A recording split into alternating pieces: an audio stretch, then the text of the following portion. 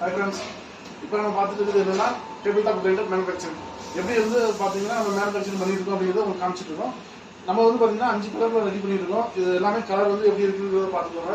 நம்ம ஃபர்ஸ்ட் குவாலிட்டியில் பெஸ்ட்டாகவே கொடுத்துருக்கோம். 5 வருஷம் வாரண்டியோட கொடுத்துருக்கோம். ஸோ எல்லாமே வந்து ப்ராடக்ட் உள்ள யூஸ் பண்ணியிருக்க எல்லா மெட்டீரியலுமே ஹெவியாக தான் நம்ம யூஸ் பண்ணியிருக்கோம்.